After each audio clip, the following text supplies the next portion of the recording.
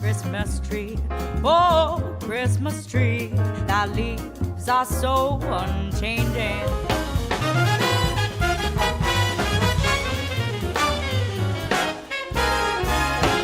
You say that's a lot of food sitting there that he's petting.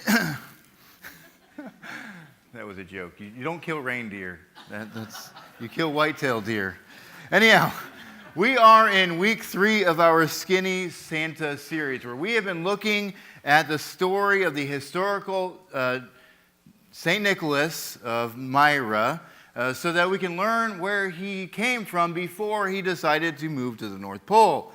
We have been using his story not just to tell us about the origins of Christmas, but to see how he points us to Jesus, and really how he was a man of great faith who lived out his faith and is an example to us as we want and desire to live out our faith in this world. And in order to help to tell the story, we have been using some stockings filled with gifts that help to bring out an element of the story. Boys, put your hands down. Goodness. Now, in the first week, we found 3 bags of pennies, which remind us of the fact that Nicholas of Myra gave 3 bags of gold coins to these girls who, so that they could get married, so they wouldn't starve or get sold as ladies of the night. We learned the value of sacrificing so that other people can have, and learned about the nature of wealth, and that's really not important. The second week, we found a toy of the superhero, the Flash. And he was significant because he could run, and as he ran by you, it looked like a flash of lightning. That's where he gets his name. And this reminded us of Santa, that when he was about 70 years old, he took off in a sprint, and God protected him from a heart attack as he went to save some sailors who were falsely accused, and they were about to have their heads chopped off. And that taught us the urgency of helping people who are in need, and that sometimes we need to step up and be the voice of justice and truth for people who are going through some difficult times, and our need for helping those, especially those who are neglected by society. Now we have week 3. Now, who all, so far I know Thane has had a stocking. Who had the first stocking? I can't remember. Okay, Samuel, all right. So it is a race this morning. Put your hands down, boys. Okay, I need y'all's help again like last week, because I am biased and not impartial, so I need your assistance. When I count to 3, I need some judges who tell me who's the first hand. So put your hands all the way down, and I will count to 3. 1, 2, 3. Oh. Send me all adults. This is for kids. Y'all adults are stepping in. All right, who put their hand up first? Because there's too many. I did. Okay, you're just saying that because you're her friend. All right, did anybody not pay attention? Okay. Well, John, how about you do it this time? All right, you're going to really love what's inside here this morning. Now, there's all sorts of goodies in here, and our job is to figure out which one has to do with the story. Okay, just take everything out. Okay. There's some sugar. You'll enjoy that later.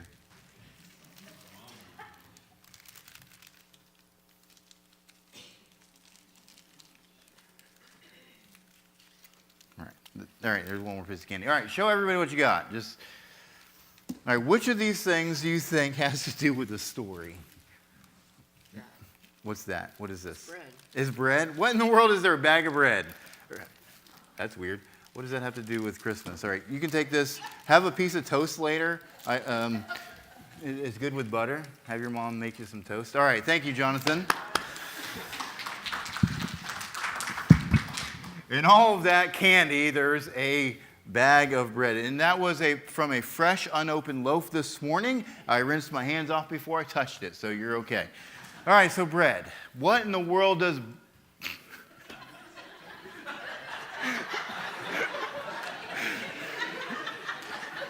Somebody's hungry. He's eating raw toast. Like, what in the world does bread have to do with Christmas, the story of St. Nicholas? What does it have to do with Christians? Well, a lot.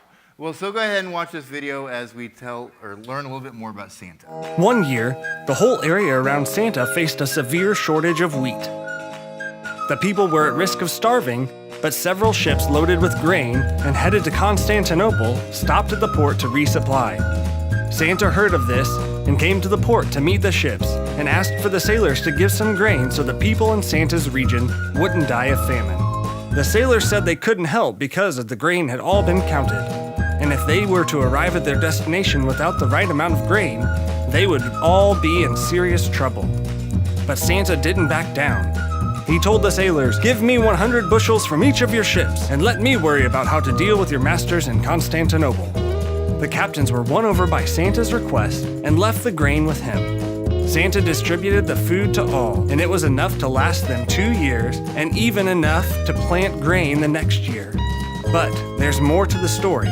When the sailors arrived at the port of Constantinople, they were shocked to find that none of the grain was missing. God had done a miracle to save the generous sailors from trouble and to provide for the people who were starving. And everyone praised God. So that was a miraculous story that Santa stepped in to go to bat for his people when they were starving to death. And lo and behold, these ships full of wheat come into the port, and it is ready. It is seeming like this is a great thing. You have all this food, but he has to persuade them to be generous and to take a risk.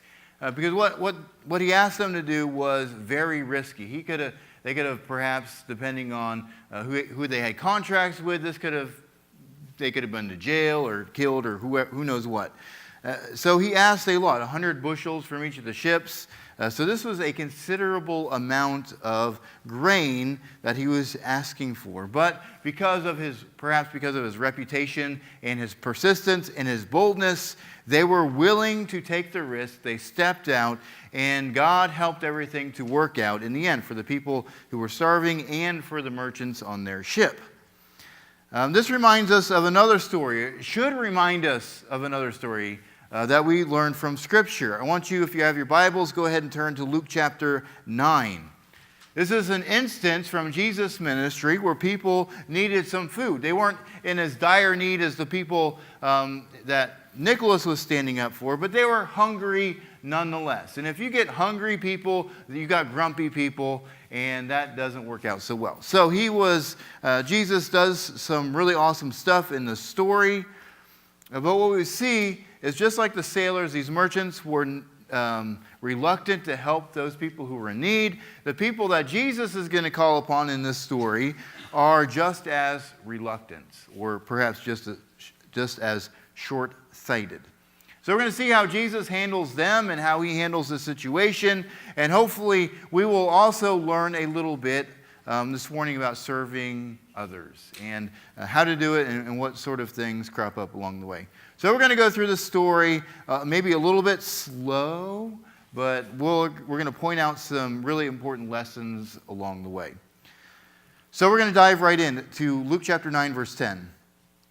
Where Luke says, "On their return, the apostles told him all that they had done, and he took them and withdrew apart to a town called Bethsaida." This seems like a very innocuous verse where Luke is just giving us some travel details. That's rather boring. Nobody cares that you took a trip to Parkersburg yesterday. Nobody really, it's no big deal. Everybody does it, right? So there's a lot of interesting things going on in the background of this story. Jesus, just prior to this, had sent out his disciples to teach about the good news that he has come to save the world from their sins, and he has equipped them to perform miracles, that they could do some healing and some other things as a verification for their message.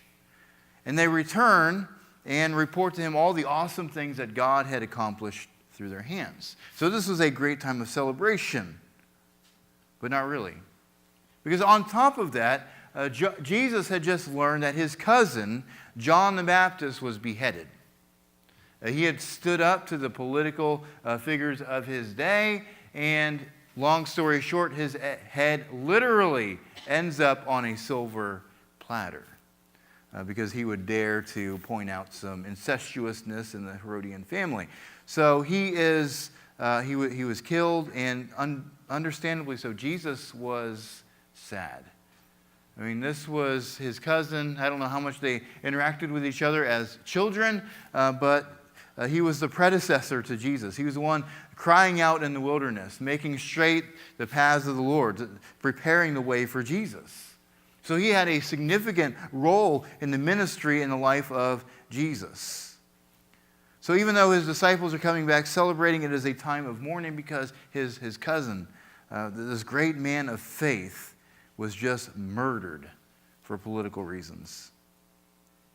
And so understandably, as they return from their trip, as Jesus is mourning and the disciples as well are probably wanting to grieve, they needed a time to decompress, to pray, to mourn, to cry.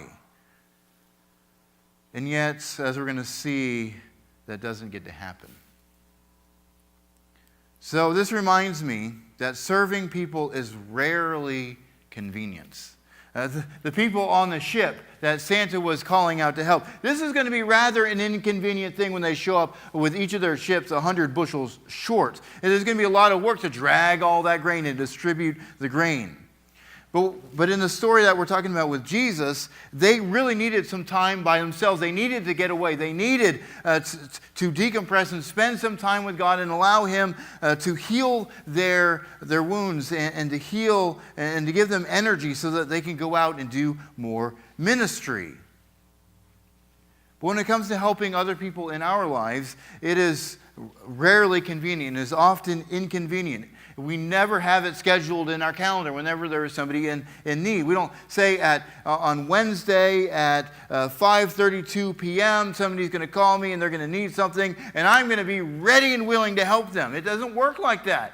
Usually it's a crisis or it's something that happens spontaneously or out of the blue. It never is done according to our plans and schedules.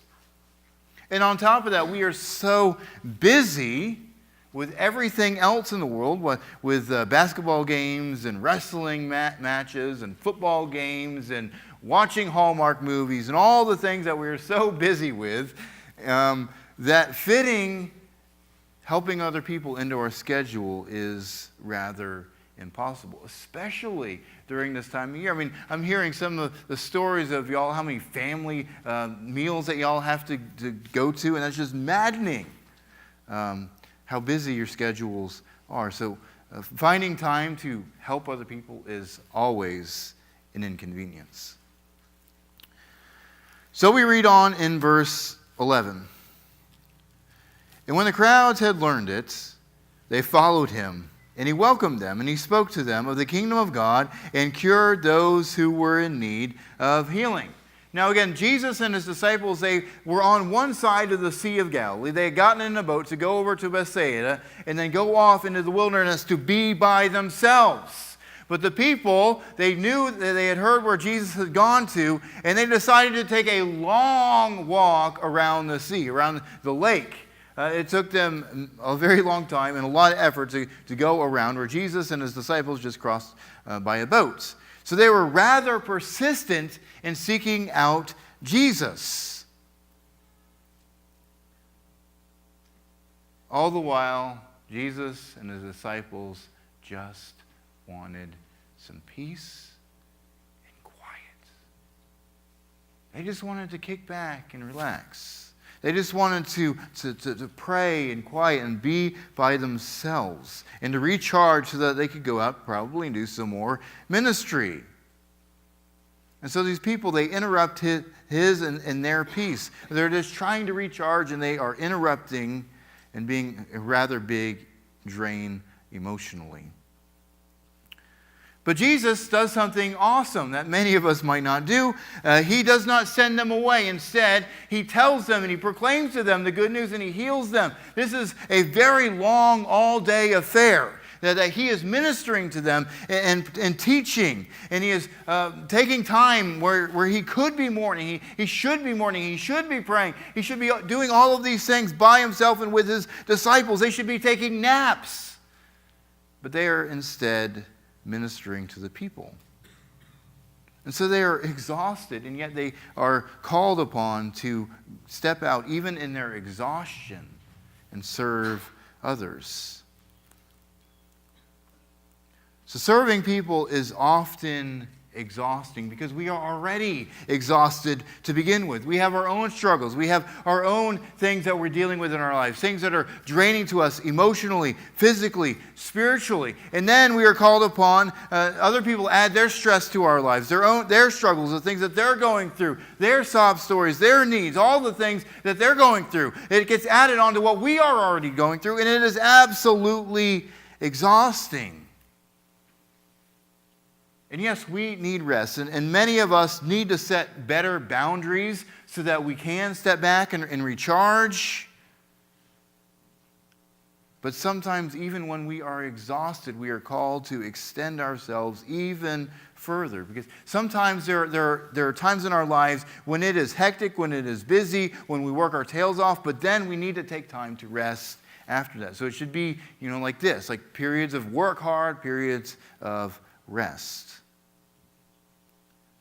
But all of us who have ever had kids in the house, whether your own kids or grandkids or nieces and nephews, there are times when you are absolutely exhausted and the kid starts puking in the middle of the night. And there goes your sleep. There goes your rest. And you have no choice but to step up and do something to help that kid. And it's exhausting. The story continues. Now the day began to wear away, and the 12 came and said to him, "Send the crowd away to go into the surrounding villages and countryside to find lodging and get provisions, for we are here in a desolate place." So Jesus and his disciples are out in the middle of nowhere. They had gone to Bethsaida, but they had gone out into the wilderness to be alone, which was a common theme of their ministry. They were well away from all of the usual provisions. And it happens that people did not plan ahead enough. They didn't bring enough stuff, and they were getting to be hungry. And like I said earlier, hungry people are grumpy people, and they needed to go and get something to eat. It had been going on all day. The disciples themselves, they had been so busy that they did not have time or opportunity to eat. So everybody was hungry, and so they needed to go and get something to eat. But there is nothing around. It's in the middle of a deserted place. There's no quick stop over here at the intersection. They have to go back into the various towns and villages and go and get something to eat. What is interesting is they say, "Jesus, you tell them to go back. You, Jesus, you send them away. You make sure that they go and they take their own responsibility for their lack of planning and foresight and all this. That they shouldn't have just dropped everything and not prepared well, and they should have thought ahead. And you take care of this problem, Jesus." So the disciples, they want Jesus to do something about it. They don't want to do something about it themselves. And that reminds me that oftentimes serving people is perceived as somebody else's problem. When somebody has a need, somebody has a thing that they're going through, it's always somebody else's responsibility to take care of that. It's the government's responsibility to take care of it. Or don't they have insurance? Shouldn't the insurance company be covering for all of this? Hey, don't they have family members? There's these people who are filthy rich. They've got bank accounts that are full. They've got so many investments. They need to be taking care of this situation. Or, you know what? There is a problem, so they need to handle it. And by they, we mean the leaders of the church. Like, there is a problem, so they need to do something about it. Not me, they. Or those parents, they need to step in and do something about those kids. Or they need to step up and do whatever. It's always somebody else's problem, somebody else's responsibility to handle the situation. which sometimes that is the case, but oftentimes it's just an excuse. Anyhow, so we're going to continue in verse 13.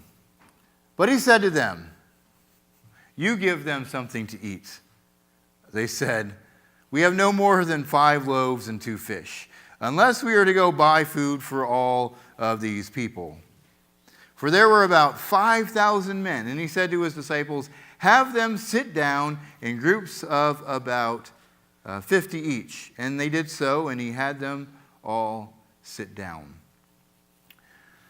So this is really funny. They had scrounged up 5 loaves and 2 fish from one boy. This young boy says, "Look, nobody else has food. I still have my lunch. So here, can't you feed 5,000 people with this?" I mean, you saw what John did to that piece of bread. If I would have given him 5 pieces of bread, he probably would have eaten. That would not be enough to feed 5,000 people. And it wasn't, by the way, it wasn't just 5,000. That was 5,000 men. There were women and children there too. So that the estimates, the number of people could have been at least 7, 10, 12,000 people along to hear Jesus speak and to experience the miracles that he was doing. This is a lot of people. Okay? But what is awesome is this little boy, he is stepping out in faith. He knows that Jesus could do something about it. He is offering everything he has, knowing that somehow Jesus could use it to do something significant with it. He just steps out in faith. But Jesus says, okay, feed the people, and the disciples have nothing, so they're like, okay, we should run to Walmart real quick and buy food for all of these people, which there wouldn't have been enough supplies in the surrounding villages and towns for this many people. And then you have to have somebody bake the bread, make the bread and bake the bread. And I mean, this is a long process. So it's not something that you can just drop a hat and pull everything together. So understandably, they are confused. Understandably, they are at their wits' end. They have no resources to take care of the problem that Jesus has put before them. He says, go and do this, but they just have 5 little pieces of bread. They literally cannot do anything about the situation.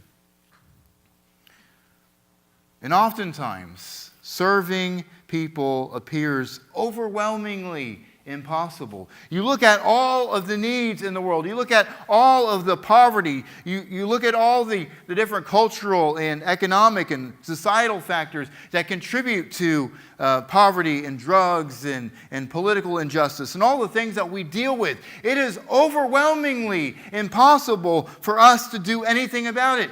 We all lack all of the resources necessary to fix all the problems in the world. It is impossible to do everything that needs to be done. Virtually impossible.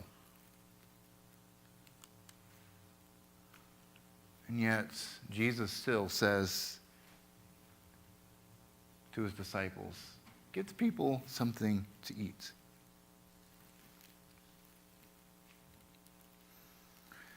And taking the 5 loaves and the 2 fish, he looked up to heaven and said a blessing over them. Then he broke the loaves and he gave them to the disciples to set before the crowd. And they all ate and were satisfied. And what was left over was picked up, 12 baskets of broken pieces. So what was impossible with humans, what was impossible with the resources they had at hand, it was absolutely possible with Jesus. Jesus could take that small offering from that little boy and he can use it to feed at least 7,000 to 10,000 people. He had miraculous abilities that he could use to help and serve other people. All that he asked of his disciples was to step out in faith and obey what he had told them to do. He said, go and feed the people. He was going to divide the bread. They were just supposed to be obedient and take what God had given them, a small basket of food, and bring it to one group. And then take a small basket of food and bring it to another group. And then you had 50 groups or so, or groups of 50. And so one by one, these 50 people get fed. And before you know it, the whole crowd has been fed. And there are 12 baskets of food left over. There was even more food. It's like there was an endless buffet. It's like they went to a Chinese buffet and they all ate. They were full. They were satisfied. They had eaten enough. They had recharged their fuel batteries, and they had even more left over. There was still food left on the buffet, unlike sometimes when you all get together at Christmas. There was lots of food left over. So Jesus had gone over and above in providing for the situation. Jesus didn't tell them how he was going to accomplish what he had told them to do. He just wanted them to step out in faith and obey and do, and he was going to make up the difference. So serving people requires trusting Jesus and doing what he asks. We don't necessarily know how he's going to accomplish what he's asking us to do. We might not have the resources at hand to do what he is asking us to do.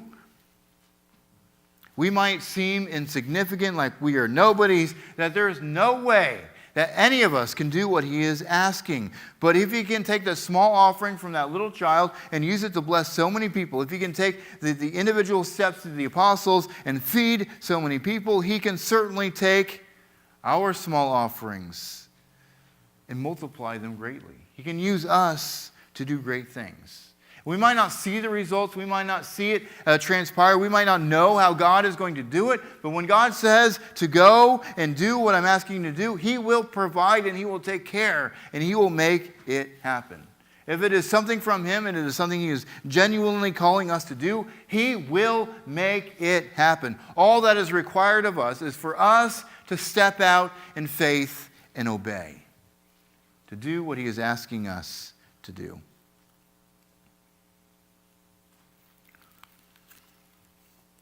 So let's pull all of this together. In this story, there are some really awesome similarities to what was going on in the story of Nicholas and Myra. There was a common thread that is woven between these stories and perhaps our story as well.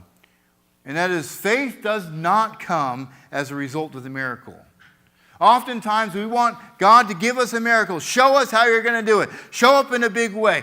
Give us this great sign, and then we will step out on faith. But faith does not come as a result of the miracle. Rather, the miracle comes as a result of us putting our faith into action. When we step out on faith, then God will meet us as we go, and he will make great things happen. We have to take our one foot in front of the other and begin to go where he wants us to go and do the things that he wants us to do. Like Abraham in the Old Testament, when he was already old, and God said, go ahead, leave your family, leave your homeland, take your wife, and go to this land that I'm going to show you. He didn't tell him where he was going to go. He just said to go. And he picked up his whole life, his family, his livestock, and everything, and they went. And then God showed him where he was going to go later. So faith is the hope of things unseen. It's trusting God even when we don't know how. Now, I do want to be clear that this is not a magic formula in order for God to bless us with great wealth and fame or whatever it is that we're after. But what we see is that God is faithful. And when he calls us to act, he will be there to help us do what he has called us to do. So let me ask you this. If any time during this series, if you have had your heart broken for kids who are in need or families who are struggling or kids who are homeless or kids who need love, kids who need Jesus, and you recognize that maybe God is calling you to do something about it, what is the step of faith that you are going to do today? In what way are you going to step out and be obedient to God and do what he is calling you to do? Even if you don't know how God is going to do it. Even if you don't know how you're going to financially afford it. What are you going to do because of what God is calling you to do? All right, let's review our Skinny Santa Challenge. Let's bring this all back to what we're trying to accomplish throughout the series. The first challenge that we are giving to everybody is to share Skinny. We want you to tell the story of Skinny Santa. That is Nicholas before he gets to the North Pole, the guy who lived in the region of Myra, to talk to our kids and our neighbors and our family so that they can know the really awesome stories that actually took place about this guy who lived in history. And not only just to tell them about Santa, but use that as a bridge to teach them and share the good news of what Jesus has called to accomplish. And in order to help you with that task, over at skinnysanta.org, each week you can watch these short little videos and find some discussion questions to have with your kids. There's also some small group questions that you can use with adults. If you want to bust some of those out over a Christmas dinner, that would be awesome. The second challenge is to go skinny, to cut back on our spending for gifts, which some of you have been doing a bad job on, by the way, to cut back on spending some gifts so that we can take some of that money that we would normally spend and set it aside to help a child in need. And specifically, we have challenged each family to take a red envelope. So if you haven't gotten one, your family hasn't gotten one of these yet, you can grab one here or the back, by the back door, and take what you might have normally spent, put it in the envelope, and either, if you know a family who is in need, that you can bless them, you can use that to help them. We're also collecting money to have a pool of money available for Maggie Swisher as she has set out on this endeavor to provide temporary relief housing for kids who need temporary placements, and she needs some resources to do that. So we have an opportunity to help her bless kids and provide a good, loving, stable environment as their family is going through some stuff. And the third challenge is to live skinny. And this is for those of you who your hearts have been especially tugged on, that you don't want to just do something one time a year, but you want to live in such a way that you can continually bless other kids who are in need. Whether that's providing some kind of mentoring, or whether that's providing support for families who are looking for adoption, or they're in foster care, and maybe you can step alongside them and help them. Or maybe you want to sponsor a child through one of those relief agencies like Compassion International, or, as I mentioned, Hippo Valley Christian Mission, a mission that we support. They have a couple sponsorship programs that you set aside money each month to help, and time and resources to help kids in need. But let us remember that the reason why we can give so generously to others is not merely because Jesus gave us the bread, but because he is the true bread of life. He didn't come to just feed people physically, but he came to give us true sustenance for our souls, to give us eternal life. Just the day after this miraculous meal, where these thousands of people dined freely, Jesus began to teach them about the true bread and to challenge them in their thinking. And quite honestly, they did not react to it so well. When they were happy when they were being fed, but when they were given the truth, they didn't react so well. But Jesus declared in John chapter 6, verse 35, "I am the bread of life. Whoever comes to me will never go hungry, and whoever believes in me will never be thirsty." So let's remember that today, the answer is not in more provision. It's not in more miracles. It's not in giving people bread. But the answer is always in trusting the provider who is the bread of life.